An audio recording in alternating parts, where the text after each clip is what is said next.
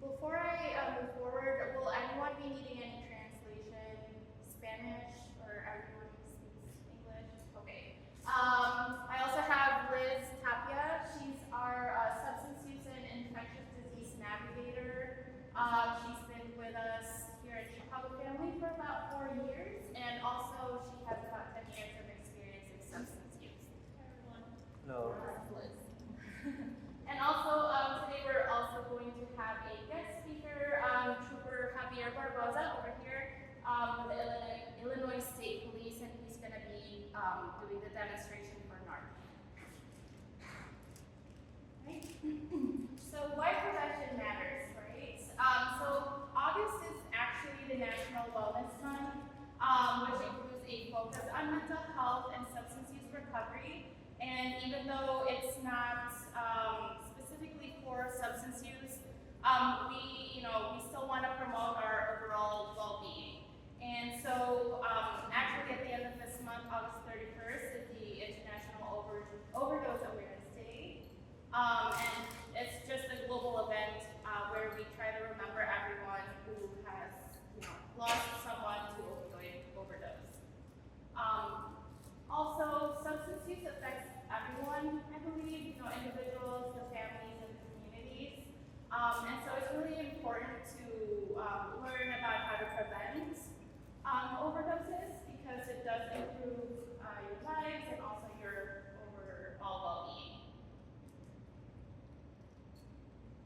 So today I'm just going to go over how to increase awareness about opioid overdoses, understand the risk factors and prevention strategies, and just recognize the signs of an overdose. So like if you're walking down the street and you see someone slumped over, like what are the signs of that? And then also we're going to have a demonstration at the end on how to administer Narcan. So everyone should have received Narcan, like an individually packed one. So that's what we're going to use today on these dummies we have on the front here. So, does everyone know what an overdose is? Has everyone seen what it is? Basically, it's when someone takes a drug or medication and it exceeds what the body can handle. And it occurs, when again, someone has more of that, a drug combination, and they can't cope up with it physically. And all drugs can cause an overdose, and this includes a medication that is prescribed to you by your medical provider. So if, let's say, you just got surgery, they prescribe you some pain meds, your body can become dependent on that if you're wanting to make that pain go away, and then just, your body sometimes builds tolerance for that. So it's really important to know how to take your medication, avoid mixing medication, pain meds, not even, I wouldn't say vitamins, but even that you're not supposed to, you shouldn't be doing. Just avoid mixing drugs.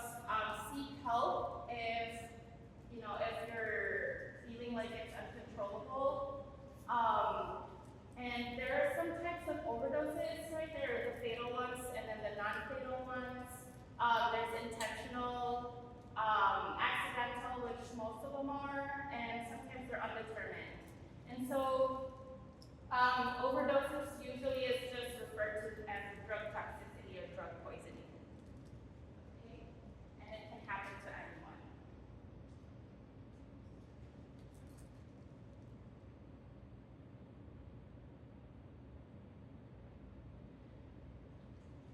So the overdose crisis is not just about one drug or a group of people. It can happen to anyone, and it can happen with any drug. Right now, the opioid epidemic, we've seen an increase in people mixing fentanyl.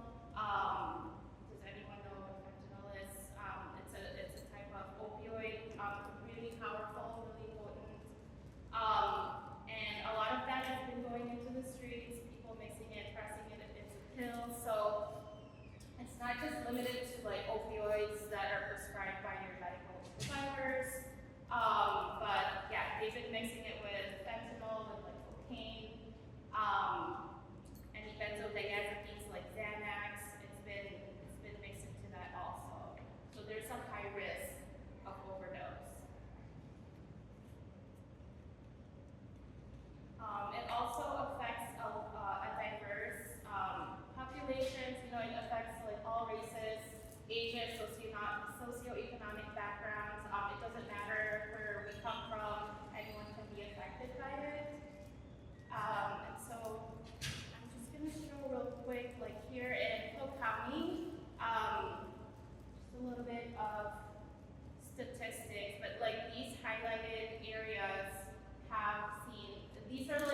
with the lower median income areas, and they've experienced the highest opioid death rates here in Cook County.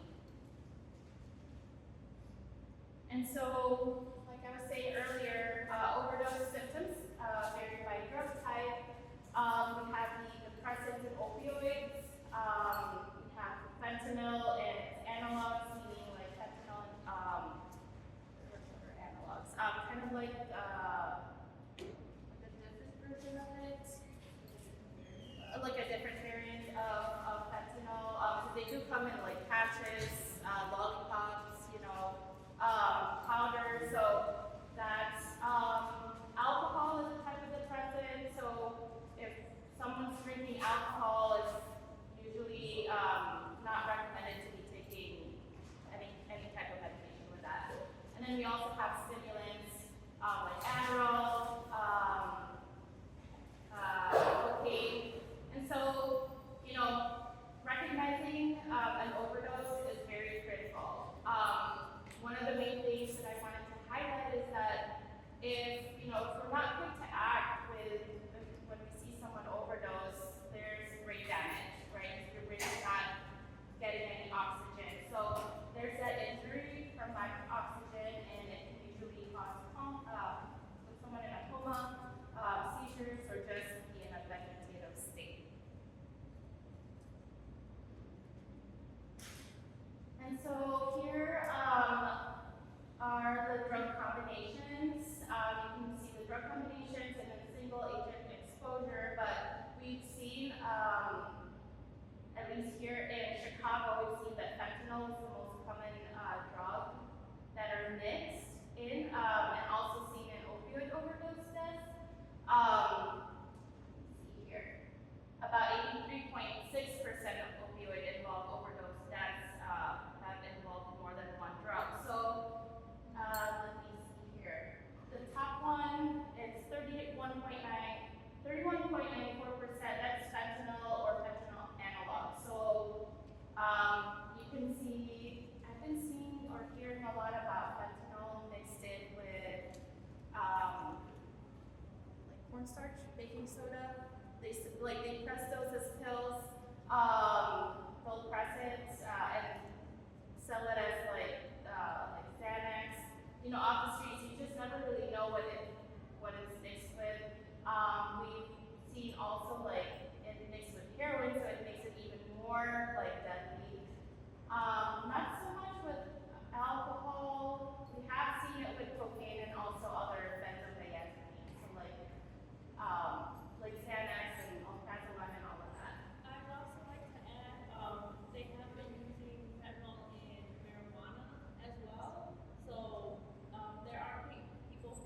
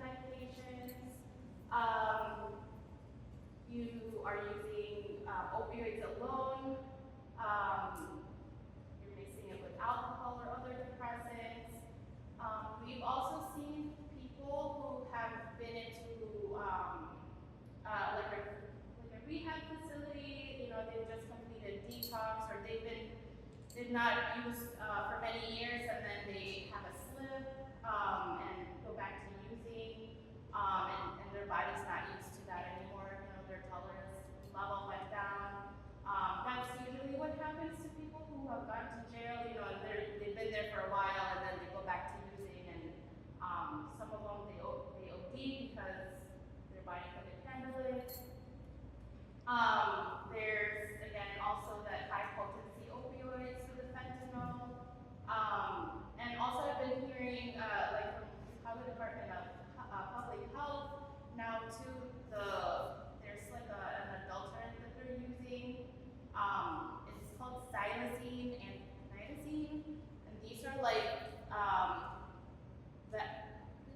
veterinary like they're for animals. Like I think xylazine is a horse tranquilizer, so they're like using that just to make, you know, because they want that stronger high. And then some people too, you know, they have that pre-existing health conditions. You may be using opioids because, you know, one has cancer, there's liver disease, you have some respiratory issues, and then also just lack of access to treatment and education. People, you know, there are those like barriers to treatment and recovery support. So these are some of the risk factors of a drug overdose. And so here at Chicago Family Health, we actually take a harm reduction approach. Many places out there for treating substance use, they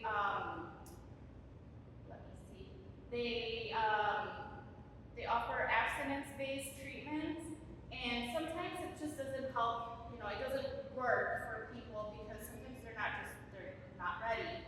And so here at our clinics, we try to meet where people are at currently, you know, in their lives. And so I just want to go over like the main ideas, which is safety first. So if you're not ready to stop using heroin, you're not ready to stop, you know, smoking weed, or you're just not ready.